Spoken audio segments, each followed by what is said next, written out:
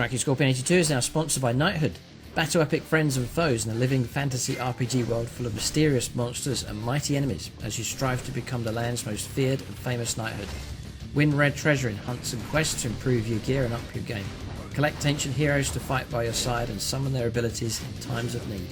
Fully customise your member of the knighthood, join a guild, fight epic battles and win glory in the PvP arena. Free to download and play, link in the video description below, and when you download the game it helps support the channel. Thanks and enjoy the game.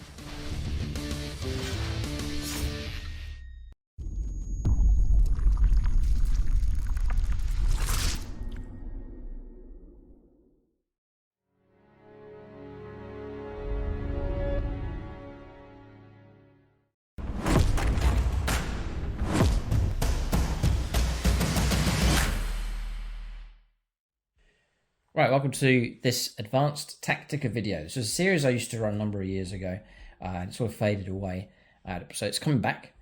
So advanced Tactica is where I've got armies where I'm running through, I've got videos where I'm running through entire armies and so on, but it is, I think, a really good idea just to pick particular units. I'm not going to do all the units that are available, but sort of units and combinations that I run, some of my favourite combinations, and just the videos to explain the way they work, why I've taken them, the loadouts that you can do, points, values, tactics, and then one of the hallmarks of this series, which people enjoyed in the past, was actually rolling up some dice and showing you some scenarios and seeing units in action. The idea is that it might give you some inspiration to actually get this particular unit or something similar. You can try it out, you can leave your own comments and feedback and so on. So it's Advanced Tactica is the series, and we're kicking off with Tau Empire. So this channel is for fun, but always trying to think of good combinations, strong units, and so on. And you know, all the players on the channel have their own favourite units and combinations. So for the Tau Empire, just fresh off the painting desk, it is the Hazard Crisis Battlesuit team. So what we'll do is this video will be split into different parts. So first will be a gallery, a chance to see some of the models. I'll bring them in and show them to you, these Forge World models for the Hazard Battlesuit team. And then we'll talk about loadout, points, values, unit size, all of those upgrades and all those kind of things. And I'll show you the combination that I've gone for. And then we'll talk about tactics, potential problems that might come through and how you can counteract that. And this is the great idea with this video, is it can all be just in one particular video for you to really just plunge deep into a particular unit. And then at the end, we'll actually roll up some scenarios to show you the dice in action and the unit in action facing a variety of different scenarios. So that's the plan. So Hazard Battlesuit team then is it fresh off the painting desk. I had painted one and then changing my tau list around started to increase the unit size, because I think there's potential of these if you do a good combination with them. So this was the first model that I painted up. You can get these from Forge World. So that's him. And then I should have mentioned at the start, for discount 40k, do check out the link in the video description below. It's for the Outpost. They're based in the UK, but it's discount Warhammer available from them. And if you use the Outpost and use that particular link, it does help support the channel as well. So that really does help. So there he is, just rotating him around. So the model's completely in resin, and then based him up here. And these are real rocks that I've used here for the basing. So that's him. This is the second one. Now the weapon loadout that you're seeing is the Fusion Cascade, it's called. There's 3 options to go for. I'll run through all the options here, but that's the option I've gone for. It's the hallmark of these, they are a good size, the unique weapons that they carry, and then these fins that run across the top, which I think is my favourite aspect of these things. They're amazing models. And if you're a Tau player, it's worth checking out Forge World just to see the variety that you can get. Some amazing Forge World models, not just big ones, but sort of Battlesuit size stuff. There's unique drones and things available from Forge World. There's this one here. Now this one I'd already built up to carry another weapon loadout, and then for this combo that I'm running, I want all Fusion Cascades. So obviously the model didn't come with the Fusion Cascade option. I've chosen another loadout. So I simply just cut off the ends here, sawed them off, and then put triple Fusion Blasters stuck together on the end. So he is quite unique, this one here. But it's like D3 shots for each fusion cascade, so between 1 and 3 shots. I think that's represented nicely enough. I made him the squad leader as well, like he's carrying some kind of prototype weapon system. Seems to have worked out okay. If you like to look at the models, there's a full tutorial on the channel for the Tau. There's a full Storm Surge tutorial. There is another tutorial. It's a broadside showing you how to paint one of those, which is similar kind of size to these. So if you like the color scheme, all the weathering effects, the chipping effects, and so on, how to do the blue, how to do the white and the orange, and so on, base colors, basing's covered in that video, and that's all there on the channel for you. So you're welcome to copy the color scheme, no problem. That's the squad. Just there's a few drones to add as well, but just a gallery, a chance just to see the actual models. I'll just position them over here. They're nicely impressive. They're a real showcase type unit. They're unique. Not many people running them, and just a real sort of exhibition type unit to add into your list. But are they any good? I think I'm onto a good combination here, which we're going to talk about in this video. Yeah, I think it's high potential with these, but see what you think. And as per usual with these kind of videos, leave your own comments and feedback. If you change the loadout that I've gone for, if you have your own loadout, maybe you are running hazard battle suits and you run them differently, then by all means leave that in the comments section. So you've got to go to the compendium here for your stats.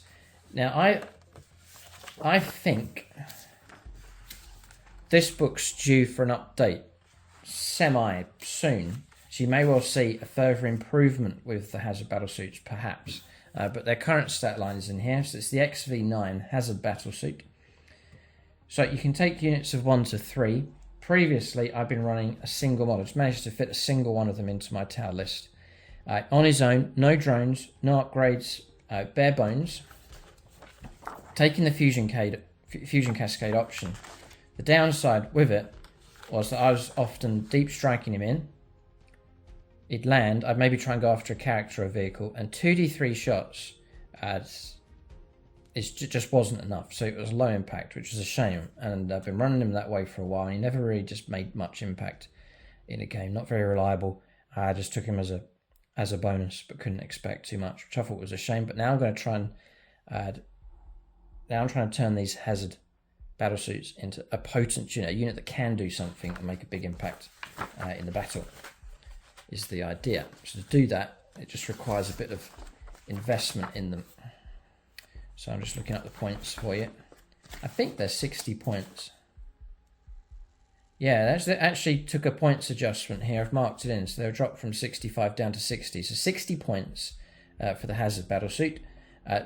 All the weapon options come with that. Apart from the fusion cascade, you do have to pay out for that. I think it's worth it. It's an extra 10 points. So they're going to be 70 points a time for these.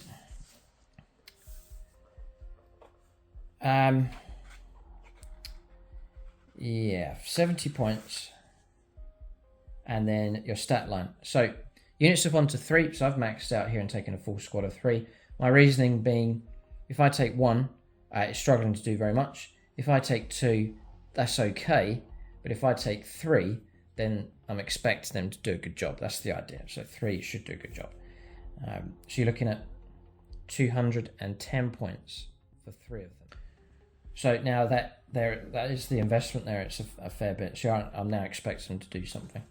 So has a battle suit. Movement 8 on these. Now regular battle suits now movement 10. So they are a little bit slower. I'm perhaps expecting that to change when they update this book. They'll shift them over to movement 10. That's just a guess. Weapon skill 5+, not expecting anything in close combat. Ballistic skill 4+. So starting at 4 is just average for the Tau. Strength 5, toughness 5. 4 wounds. So they are a bit fragile. 4 wounds is okay. But they're not going to take too much flak before we start losing them. And as we talked about just now, if you start losing models, their effectiveness will just drop right down. 3 attacks base. There's no real squad leader for them. Leadership 8 and a 3+ save. So I think the stat line's okay, but it's just flat. It's okay and it needs help.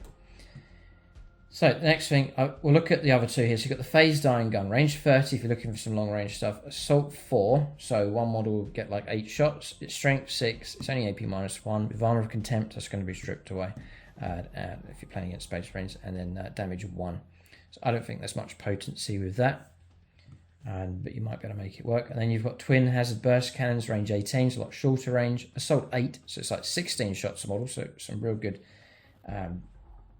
Hordes clearance if you need it. Strength 5, there's no AP minus with it, and damage 1. I think both those weapons are quite tame. I've got other options in my list to deal with hordes, and so I want the Fusion Cascade here. Now this is range 12, it's short range, but we're going to go on to some Tactica about that a bit later on. Assault D3, and remember you're carrying 2 of them, so you've got each model with 2 D3 shots. So my unit now has 6 D3 shots, which your average number of shots is going to be about 12 shots come for it. So a lot of strength 8, minus 4 D6 damage. If you do get to in range 6, you get D6 plus 2 damage, which is, you know, terrifyingly good. They can really make or really cause trouble for targets. So it says here, any number of models can each have any of their own hazard burst cannons replaced with one of the following. So that's the weapons we've covered. Any number of models can be equipped with 1 item from the support systems list. So,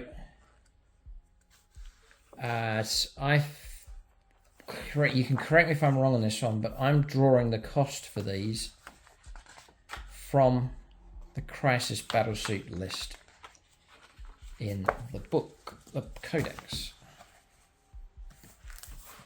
Now, I might be doing that wrong. I think that's the right way to do it, because there is no list in the Forge World book. It's Crisis Battlesuits. Yeah, what I'm running, you've got a number of options. I'm not going to go through all of them, and that's open for discussion. But I'm going to take shield generators on all 3 of them.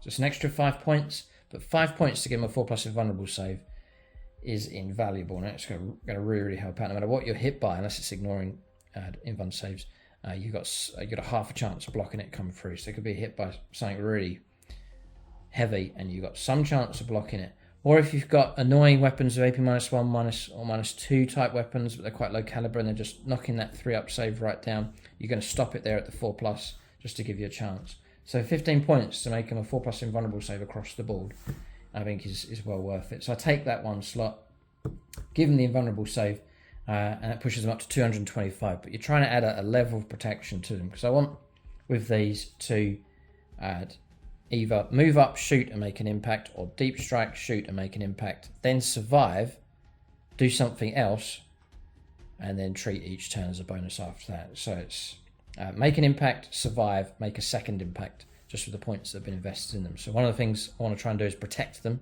to make them durable. It's the 4+ invulnerable save. I think it's well worth it. So that's on them.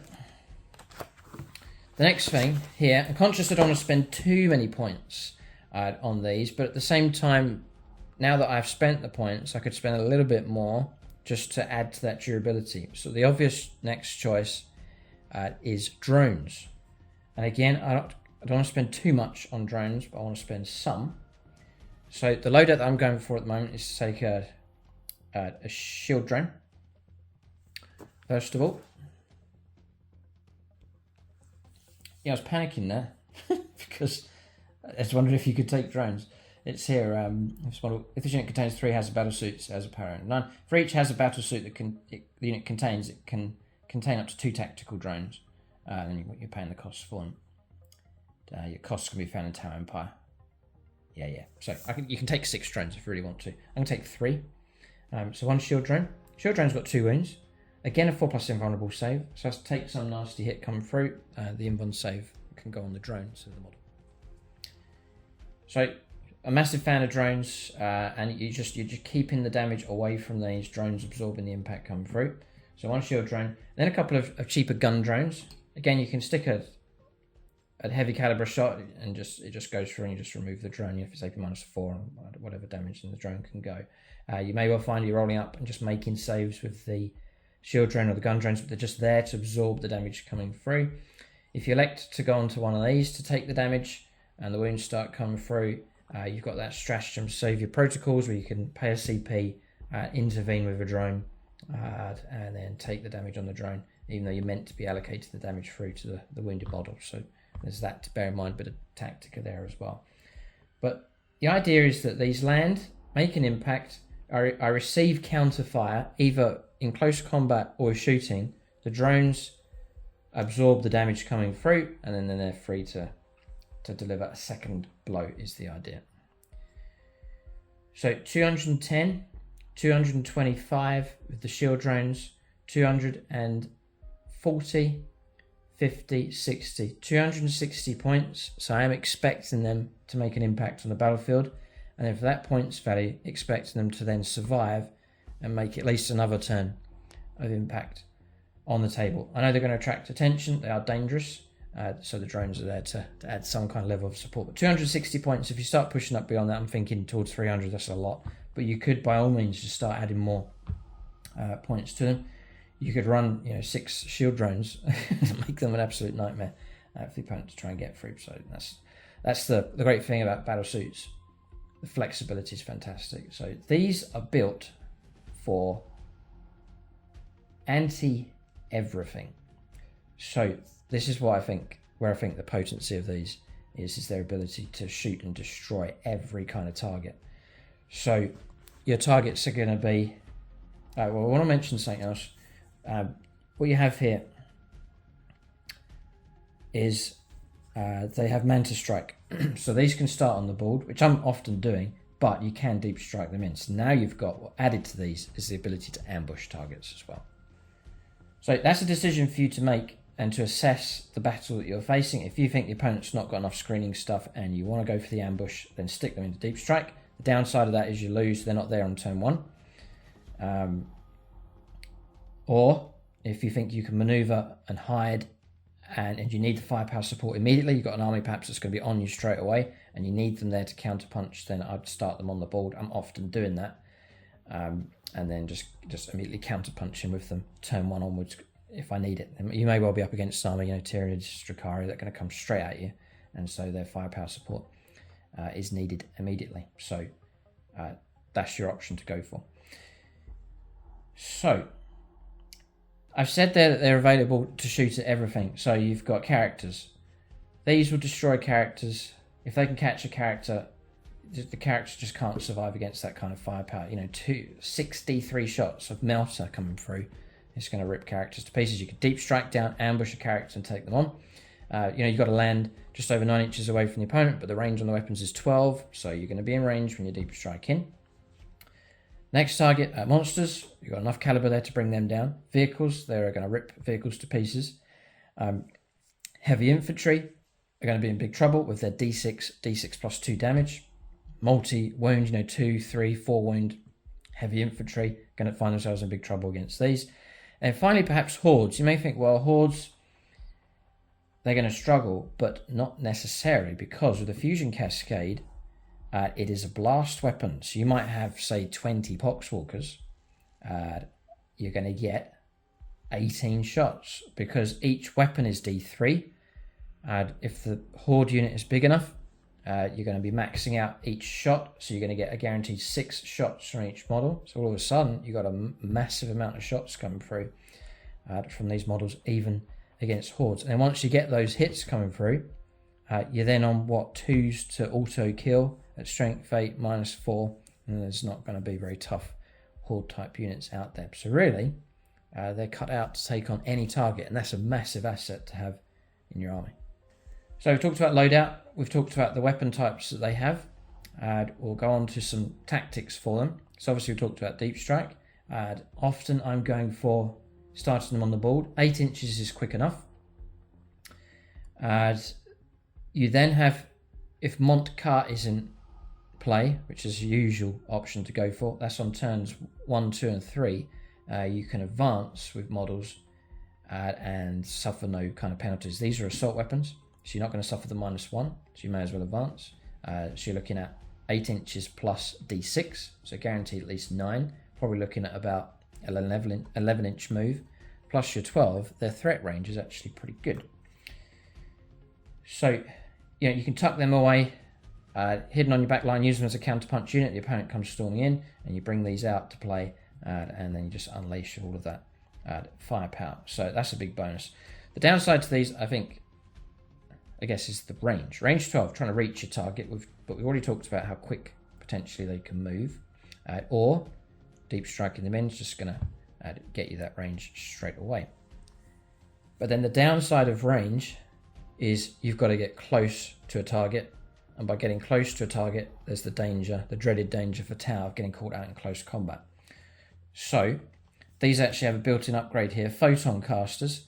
Each time this unit is declared as a target of a charge, it's -2 to that charge roll. So they are -2 to the charge roll against them. That is quite significant. And then I want to go to a couple of stratagems. Which stratagems just put these through to the next level. And this is the whole idea of this series, is you just see the whole combo. You get the whole package, and then that gives you an idea of the potency that these have. Yes, the first one is Strike and Fade. Yep. So use the stratagem at the start of your shooting phase. Select one Tower Empire jetpack unit from your army. You can shoot with that unit, and then it can make a normal move up to 6 inches. This unit cannot shoot again this phase. So now you've got an option of shooting and then making a move. And for those, this is such a useful stratagem. Now, if this unit contains 5 or fewer models, excluding drones, so they fit nicely in that, there's only 3. It only costs you a CP, so it's very, very cheap, very exceptionally useful. You can use it in a number of ways. So I'm just going to bring a hammerhead in here just for examples. So here's the hammerhead. This could be anything. Say it could be a... It doesn't matter. That's the target. So I'm going to go 8. Like so. I'm going to advance with Mont Cuts. I've only got the one, but I'm not too fussed. Here I'll go 9 with this one and this one, and then my drones just follow along nicely. They'll keep up no problem. So there's my target. I've got one within Bane range, so I'm +2 with that one. He's out, and he's out maybe in. Let's just illustrate. I fire at my target, I destroy it or I don't destroy it. The opponent, this could survive, or the opponent may have a potent unit that could try and charge in. I then play the stratagem and then disappear back -6 inches after shooting. So back we go. And now I've backed off against the target. The threat coming in, the opponent now moves out to here. Instead of an easy charge, there's an extra 6 inches.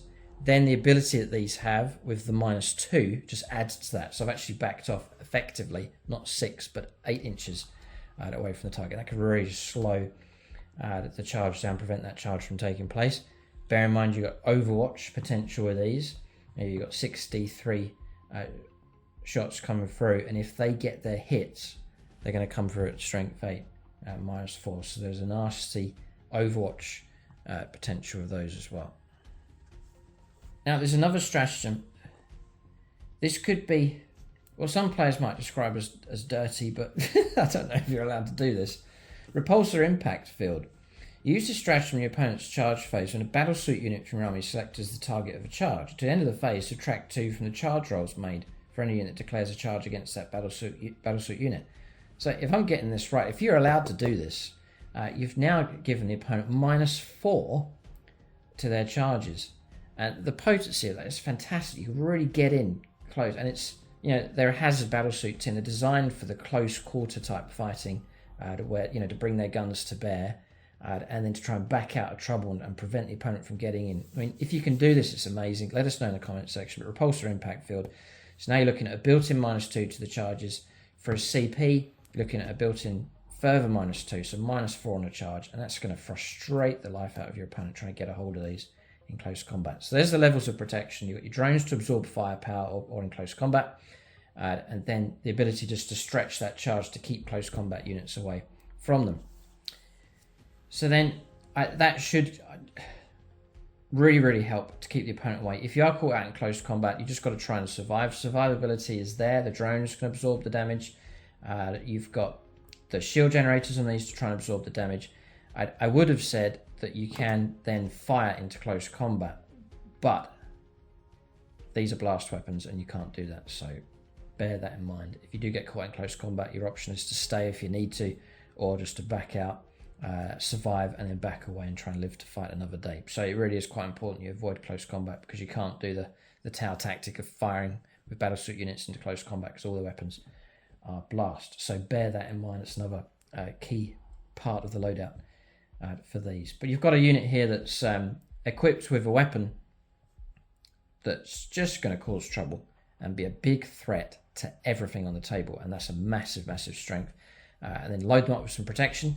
Use a couple of tricks with stratagems to increase their survivability. Another trick with a 6-inch move is you can do the, you emerge out from behind cover, do your shooting, and then disappear back into cover again. Bit of like Eldar trickery going on with those. So you can do that strike and fade, fire at your target and then disappear behind, jump back over a building, behind a wall. Try and look at the terrain pieces on the board and figure out where you can do decent ambushes with those tactics. So if you have any further suggestions and tactics, stuff that I've missed, leave it in the comment section. I'll read it with interest because I'm looking to use these as effectively as possible. But I think there's massive potency here with these. They're great fun unit. Sort of Tau fighting at close quarters. Brilliant fun way to use the Tau. And then you've got amazing Forge World models with such unique design. So they'll draw attention both in the game and from people at your club or whoever you're playing 40k with. And the other upside thing with these is they're not going to break your budget too much. They're semi-reasonable price, the smaller models from Forge World. And it's certainly cheaper than trying to get a Manta from them, that's for sure. Right, so I think I've covered everything. The other thing, which is a massive help to these, is marker lights. So if you can marker light up a target, really try and do that. I don't put marker lights with this particular unit because if I'm deep striking them in, I can't do that marker light attack because it's done in the movement phase. So I usually try and triangulate a marker light hit coming through against the target. Just bumping them up from 4s to hit, which is not too reliable, to 3s, which is much more reliable. They're not core, so your commander's not going to be able to bless and help them and give them buffs and bonuses and so on, so bear that in mind. I know there's some other stratagems in there which could help them out a little bit with shooting, so there's those to bear in mind also. So we'll do a bit of firepower then. I think I need to give you a couple of examples. Let's say I moved in at maximum range, so we're not going to get the Bane, just to show you. And let's say we've got no marker light support. I'm going to fire at this vehicle. We'll run the stats for that. So I'm expecting these to do okay against that. I think they stand some chance of just completely destroying it. So this is your number of shots. So there's 6, 8, 9, 10, 11, 12, 13 shots. Which is not bad. And that's the shots.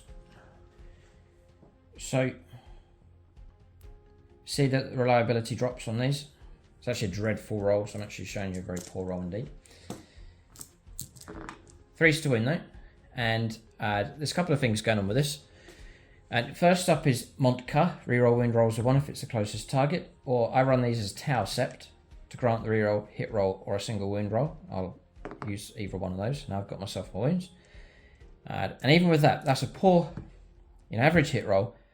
Well, it's poor hit roll actually, but I've got 4 wounds come through. AP -4 here. Let's just go straight through the armor, and it's going to be 4d6 damage.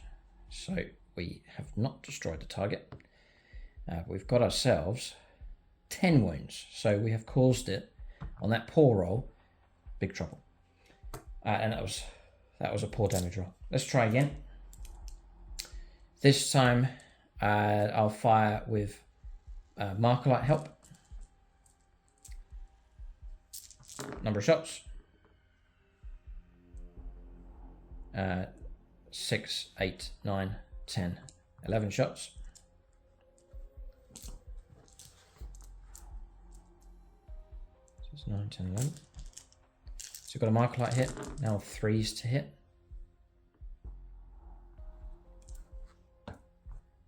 So that's gone up to 6 hits instead. I'll save my Tau Sept. Didn't need. I can make mincemeat of this vehicle. 6 damage coming through, or 6 wounds going through, and then look, you've got 11 d6 damage. Look, 11, 15, 16, 17, 18, 19, 23, 24 wounds coming through. That's your sort of Bane Blade equivalent, and that's not them at their complete potency. So now if you can imagine, if I got to within 6 with that many shots come through, yeah, target's in serious trouble.